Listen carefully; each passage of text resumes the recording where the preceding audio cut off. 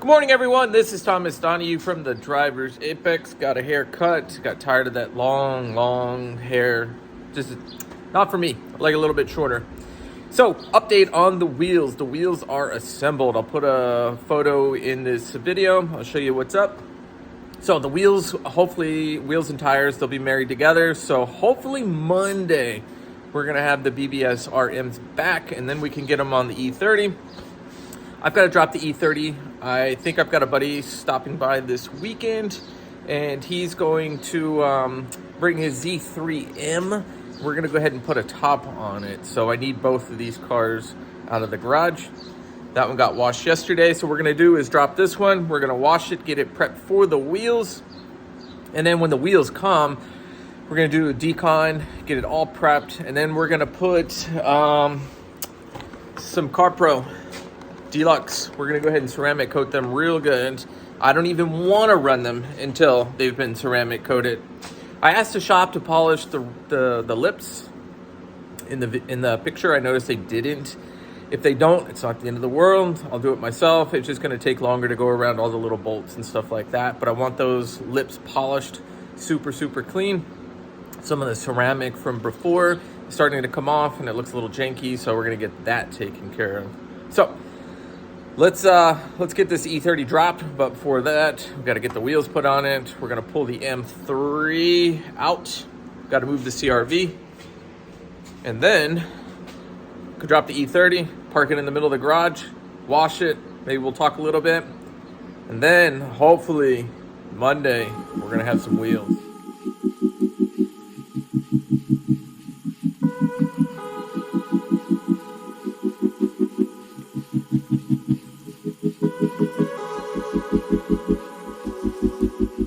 So we just finished putting in that tray. It's a pain in the neck, but I like it. It's really cool when you're driving. You can see it. I don't know. It's there. It was meant to be there. There's a skid plate too, a factory skid plate, and I don't have that installed, but I do at least enjoy having that. So now we're gonna get the wheels installed. So let's get those done. All right, so let's go ahead and get these wheels on. I usually try to put these wheels underneath the car just in case. I'd rather destroy a set of wheels than myself. It's not the end of the world. Let me get some nuts. I'm going to put the other wheel nearby. We're not going to put the center caps back on because I hope to not have to use these again.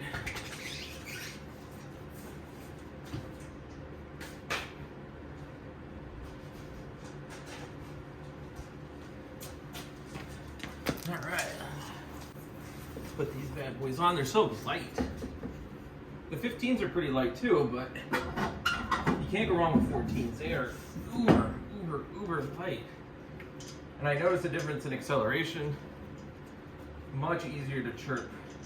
I don't even chirp second gear. Like I can definitely light the tires up in second, but in third gear, you can chirp.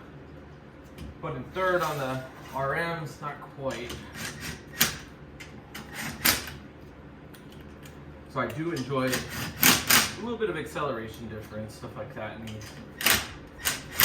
I know I sound like a diva. It's just, I don't like them now. Once you rock the RMs or some RSs or anything like that, you just don't want them, these 14s again.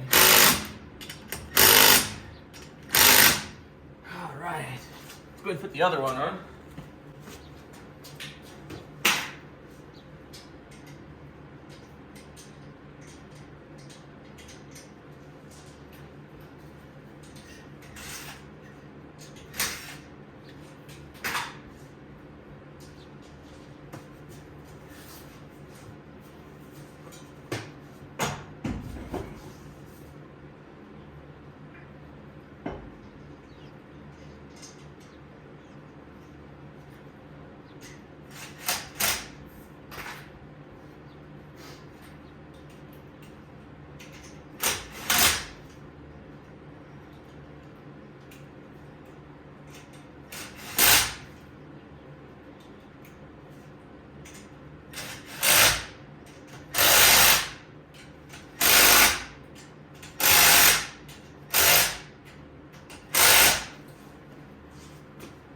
Let's knock out the other side.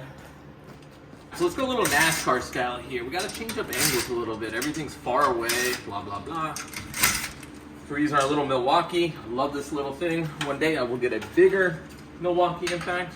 But for the time being, this little 30 foot-pound one works great. Like I said, these 14s, they're pretty light. Even the 19s, they're not too bad. All right, NASCAR style.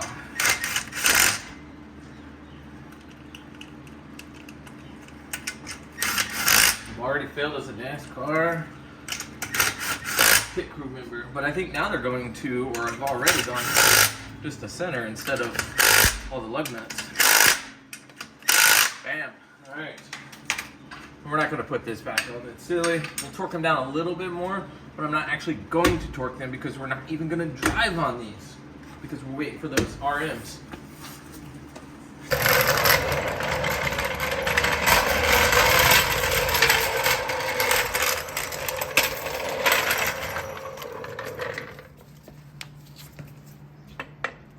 All right. Got to protect the powder coating. Not about scratching this stuff, even though rocks and stuff can do that, but hey, why add to more stuff if you don't need to? Wow, this car hasn't been down in a minute. I haven't driven this car, guys, in like 6 months. It feels really weird to do this. So what we're gonna do is, let's do this. Put it on some blocks of wood. Usually I drop the rear first, but I think we're okay. All right, clear, good. Now I only use 6 tons. I just feel safer with 6 tons. I guess I've already checked the serial numbers and stuff. These are not the recalled ones or anything like that. That's the beauty of my channel. All y'all got my back and ask those questions. I always appreciate that kind of stuff. All right, so now I should be able to barely get the jacket up. Woo-wee. All right, let's go to the rear. All right, so we got keys, so let's get this one started, that one started, that one started, that one's gonna move, that one's gonna move, this one's gonna go in the middle, and then we can wash it. This one hasn't been started in a while. And it smells good.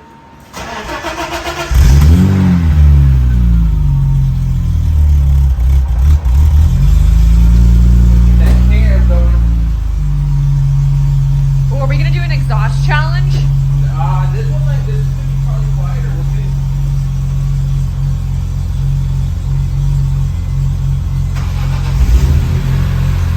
I think it is. Oh, I don't know, man. She has some like deep notes, like deep So this notes. one's cold start, so after like 30 or 40 seconds, it's probably gonna quiet down a little bit. I don't know. Which one? Which one sounds better? Comment in the comment section.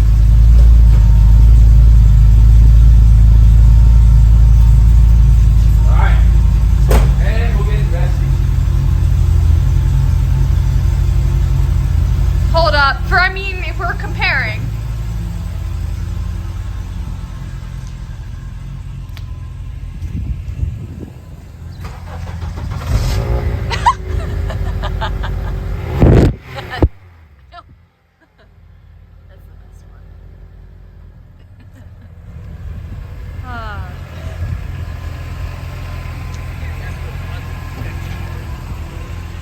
It's the ultimate driver's car.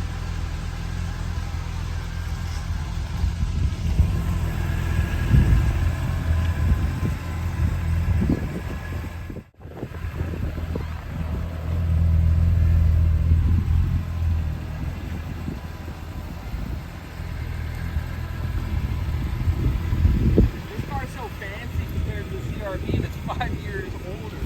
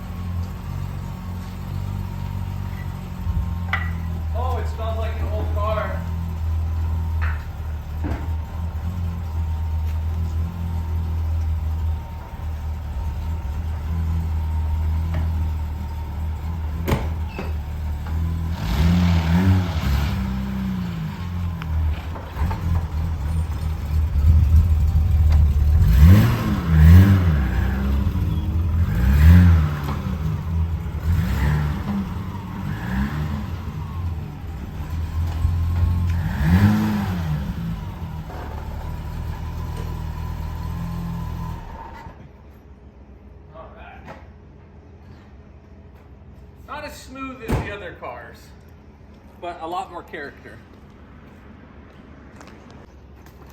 Let's go ahead and get set up to clean the car. Let's put it on, let's just put it on this side.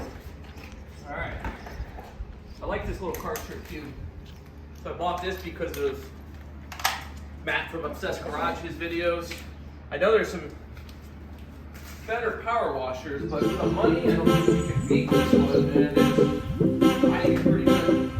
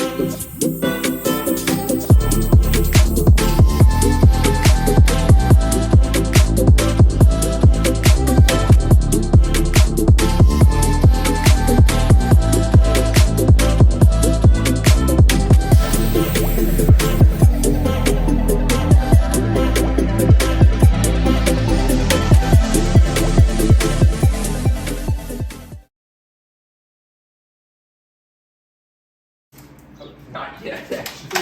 Hold on. Need the window to go up.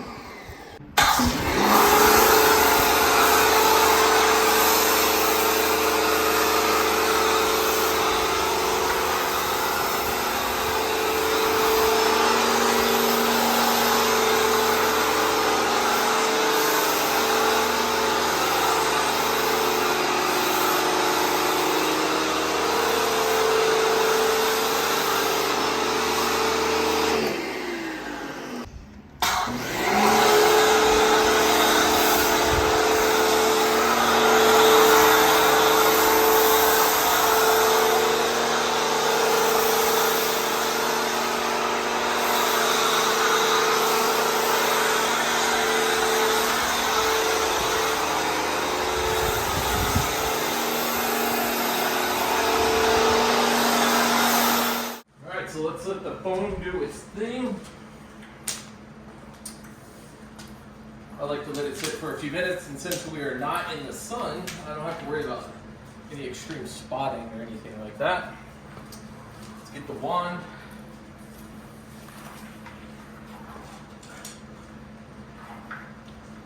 And what I like to do is let it sit, then rinse, then wash it. What's nice about this cartridge is every time I pull the trigger afterwards, it's already primed. FedEx is jamming.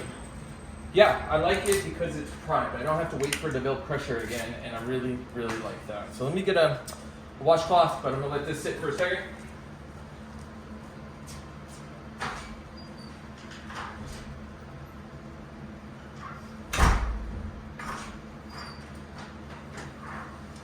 I was gonna break out the new wash mitt, but I think, wow, that is really crooked, man. Let's fix this real quick. There we go. Yeah, I bought a new wash mitt from Obsessed Garage, but I think for this particular wash, I'm just gonna go ahead and use my trusty Chemical Guys unit because this paint is crap. It is complete crap. It needs a full repaint. And I'm not worried about repainting the car quite yet. It's not on my list of things to do. I'd rather put the money into getting the M3 all tightened up. And then I think when the M3 is all tightened up, I'll come back to the E30. All right. But I do like this car. I've got a lot of history with it. All right.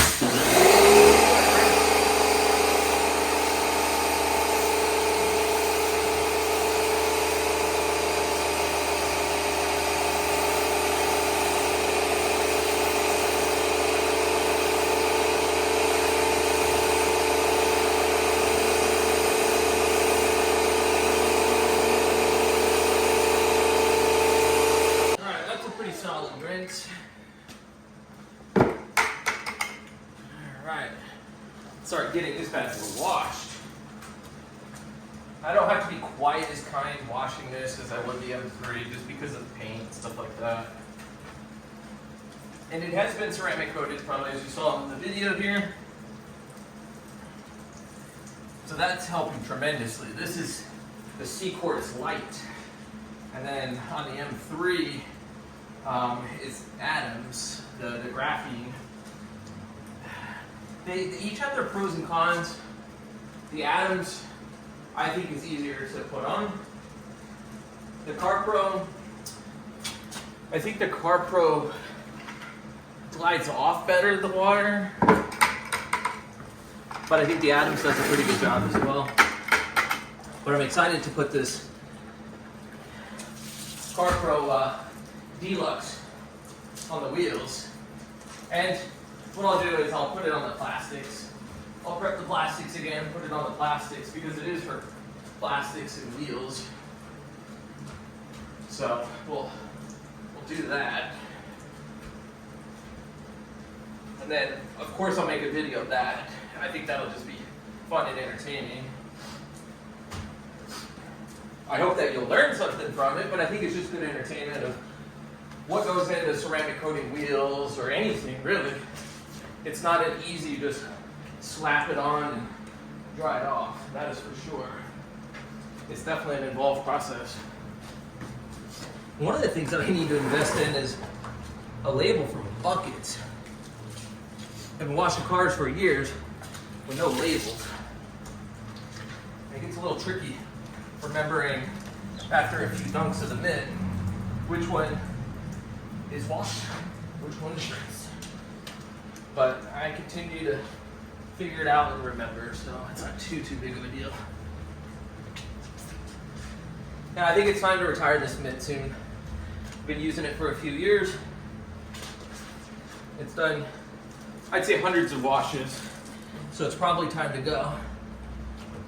I think what's nice about washing the car in the garage is I don't have to stress about washing it as fast as I can.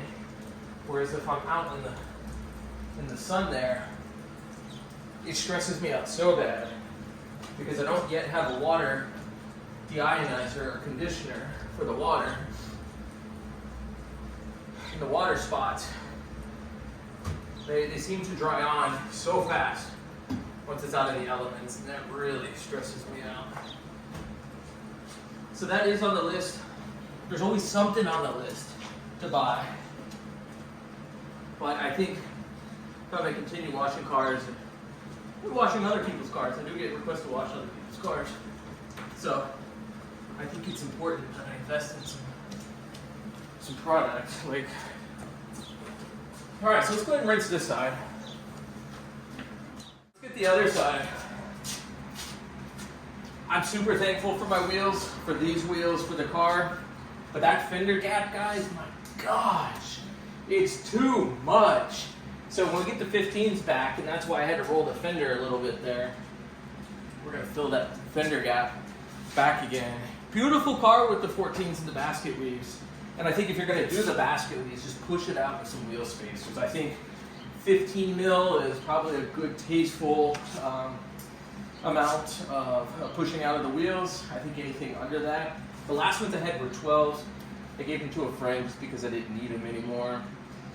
Now, I don't know if I'm going to keep these 14s. If I am, I've got to find a way to put them somewhere. I think there are some options to mount them on a rack and put them on the wall. So it could be a good backup system, just having these 14s. Might be fun just for hooning it out and doing dumb stuff. And then with the 15s, I actually have 5 wheels now coming back. So I will actually have a spare. So in the world of BBS wheels, like 2-piece and 3-piece, they have 5 wheels. I think I'm really lucky. So I can't wait for those to come back. But I'm really excited to get them prepped, that's for sure.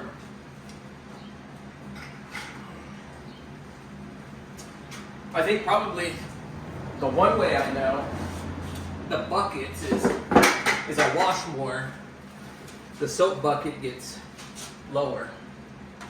Just kind of common sense, I guess, because that's your wash bucket. Your rinse bucket will continue to get fuller because you're adding more to it, and the other one you're taking more from it. All right. A lot of people are liking these handles. These were actually black. Now they've aged into this like bronze kind of color. I got those a while back, and apparently the UV coating in the clear coat failed. And I think it's growing on all of us. I don't know what you guys think. I might actually just leave them like this bronze color. It's kind of just become part of the car. And I think what's difficult is this car, well, it started my channel, and it started like my real passion for working on cars and modifying, is that everyone knows in Tucson this car. The wife in the background will tell you, I've had people honking their horns and trying to get out of the car, or screaming that they want my car. And I find that flattering. But it's definitely become a pretty well-known car. And it's crazy, it's just an E30. It's not like we're driving a Ferrari or something. But I swear sometimes, kind of like the Supra game, or the Skyline game, this at times can get more interest than an exotic. Mind-boggling is what it is. But it is a cool car. And I think once I get the M3 sorted out, this would be a really cool candidate for like an S52 swap. I definitely wouldn't S54 swap it, but I think an S52 swap would be a lot of fun. I don't need 2 cars that need rod bearings all the time in Van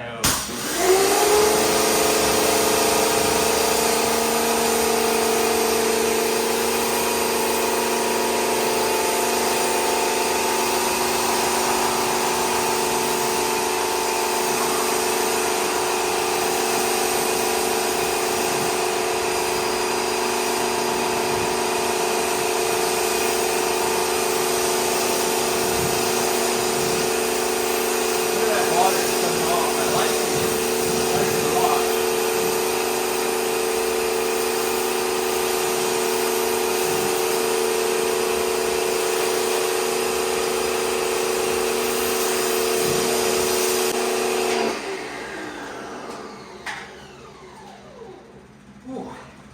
starting to get hot here in Tucson. Like 110's coming soon.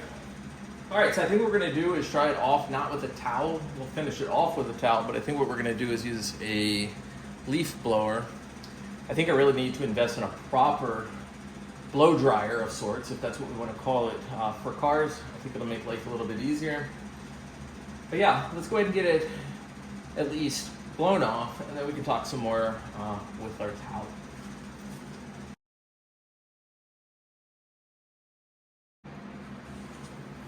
All right, we gotta do some towel laundry.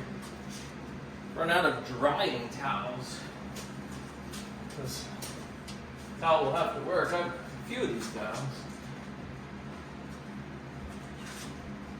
It's just like one of the chemical guys runs. It's a good towel. I don't know if it's actually made for drying per se. Like I said, I'm not 100% worried about this paint. If I was working on like customer's car, or friend's car, or anybody else's car, like I wouldn't be drying left or right either. I'd be going up and down. But in this car, not too worried about it. I think it's just about getting it dried as quickly as possible, especially to avoid those stupid water spots. All right, this is good stuff. Yeah, so I think in our next video, what we'll probably work on, I still got to get that mirror taken care of in the M3, so look for that video soon. I need to film it and do it. It doesn't look difficult at all. I just have to build up the courage to twist the rear view mirror off its mount. It just feels uncomfortable to do, but I will do it. And I will show everybody it's probably okay. It's not that big of a deal. And then I need to help my friend with his Z3 get the soft top installed, because I think he's got a trip to Colorado or something like that planned soon. He's been asking me for a while. I appreciate him asking me. He knows I'm quite detail oriented, very type A, don't cut corners. Well, maybe if you're drying Mako paint job, but beyond that, I really just like taking shortcuts. So for his car, it's gonna be done right. Never done it before, so we're gonna learn together. I think it's kind of a how-to plus entertainment, just seeing what's going on in the driver's apex garage. And then I think we're gonna have to obviously do the wheel video, and then we're gonna have to do some driving and catching up on how it feels. It's gonna be crazy having those wheels back. The car does drive. The E30 drives so much better with a bigger wheel. The 14s just aren't quite up to the task. Now I will say this, with the 14s, because of all the extra body roll and tire roll, stuff like that, it's actually kind of entertaining. And it's even more entertaining and a different experience coming from the M3. When you drive the M3, which is pretty darn low to the ground, and it's got those big 19s, and they're a little bit wider. And in factory, it handles like it's on tracks. And then you hop in this thing and you go, whoa, what am I driving? But I think that's part of the fun, is actually driving it kind of the way that BMW intended it to be driven. So let's find some detailer. All right. Maybe we can chat real quick about what's up with the channel, stuff like that. I know I said I would probably post twice a week. It's been really difficult lately, just trying to figure out all this medical stuff. And I know some of you out there are probably experiencing the same thing. And the fatigue is real, guys. Real. I've had to take some time off of work because it's just been too much. And I put my notice in, which was one of the most uncomfortable things that I've ever done, because I absolutely loved where I worked. and I loved working with everyone. Anyone that's ever worked in education probably gets it. It's an experience that you can't explain. No one's going to understand what you're talking about. They're probably going to think you're crazy that you worked in education and that you worked for such little wages.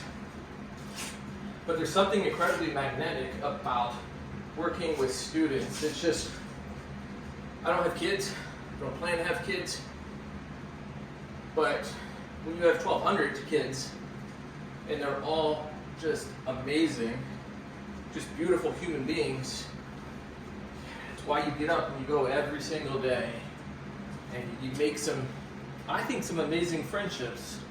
Some of these students that have graduated, I can't wait to see what they do with their lives. I know they're on to amazing things, and I'll always be there for them. But I'm definitely pivoting career-wise. So I'm starting my training, stuff like that. All my education is in psychology and sociology. And where I'm kind of, I think, pivoting with user design research really fits what I've done in the past in terms of research, interviewing. I mean, you better have good interviewing skills as a counselor, as I have for the last 6 years. If you don't, something's not right. But I think it's a good pivot.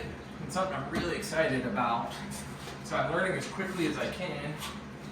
And as I learn as quickly as I can, it might take away a little bit from posting videos. But I'm still going to post videos, guys. It's fun. I enjoy it. I want to show everyone what I'm doing, what's up. And, you know, if I do, not if I do, when I land a better job that pays more, we can start doing more things, better things. I have so many cool things planned, but guess what you need? You need capital. You gotta have money to do these things. So that's on the list, man. I'm not pivoting for money. I'm pivoting just because of what's going on with my health and where I think my talents can take me. I think I'm underutilized in what I do. And I think it'll be exciting to pivot to a career where my skill sets can really be utilized. Because it's a little frustrating in education. You're ready to go, you're ready to solve all these big things. And there's this stuff that just gets in the way. Just literally stops you dead in your tracks. And that's frustrating. So I'm looking forward to joining a team and a company that will value my skill sets, value the passion that I have, the tenacity and the grit. You know, I'm ready to get things done. So I try not to take an armchair approach to things in life. It's easy to fall kind of into that trap. But I'm ready to start doing stuff, guys. Like, after my experience in Guatemala, I don't know if I've talked about that. That was an eye-opener, and I learned that life is short. And I can't just sit around expecting things to come to me. Nothing's going to come to you. You've got to make it happen for yourself. And I think through my channel, as a counselor, I think it's important to talk about these things. Yes, it's normal for us to feel anxious and depressed and stressed. Those are real feelings that everybody experiences. Maybe through my channel, or like Spencer Blake, right? Like he talked about depression and what he was going through. I think we talk about these things. I think it will kind of serve as a galvanizing kind of moment where we believe that we can do these things. If your goal was to get an E30 or an M3, or to do whatever, you can do it. But it's not going to come to you either. You've got to put in the time and the effort. And if that requires a pivot in your career, pivot in your mindset, then guess who's responsible for that? You. So I think this journey is going to be really important, not just for me, but I think this journey is going to be really important for everyone watching who's thinking about changing up things in life, doing something different. Tackling your fear is so important. I can't tell you how nervous and scared I am to pivot to a new career. and you get so comfortable in what you're doing, and it's just that routine, that just day-to-day safety of what it is that we've been doing, that's kind of comforting. And I think the real growth comes from tackling your discomfort. And that's why I work on these things. I didn't even know how to work on an E30. I bought an E30. I got my first build, which was like $3,000 or $4,000, and I said, no, I'm going to work on it myself. And now I'm taking all of you along this journey where now I'm working on E46 M3s. I've already done quite a few projects on the E46 M3. We will swap that SMG, don't worry about it, but I am going to do a video, and I am going to talk about how good and why I think you should keep the SMG in the E46 M3. I think there's going to be some haters out there, and my goal is not to change your mind. It's actually to inform you and let you know. If you've never driven an SMG, it's hard to comment about it. But I think what I need to do is I need to take a different approach to explaining why I think the SMG is amazing. And then you go out there and try and see how it is. I have a 5-speed, and I have an SMG. It's not like I don't have a 5-speed or a 6-speed car. I do enjoy driving a manual. It's an absolute blast. But let me tell you, that SMG is hilarious. It is such a visceral and raw experience, and that's what I enjoy most about the SMG. All right, so let me button this up. We'll talk a little bit more, and then we'll send this video off. It'll post by Monday. And then, guess what? Monday, remember, the wheels come back. Oh, I can't wait. And then I think one of the videos we're going to work on soon too, let me get the box, is I'm going to put a thermostat, a different thermostat setup for the fan. Right now I'm using the probe in the radiator, and I think what we're going to do is we're going to convert. And to convert it, you've got to use this little T-pipe. So we're going to put the T-pipe in and get everything set up. I don't know how to do it. I might follow up with one of my good friends, Mark. I hate to bother him, and he's one of the kindest human beings that you'll ever meet. And maybe he'll help me figure this out. But I think it's probably important for me to try to figure it out first and show him some respect that I at least tried to figure this out. And maybe I will figure it out and I won't need any help. There's going to be a lot of trimming, it looks like, that's needed. But I think we'll get better temperature results by converting to this.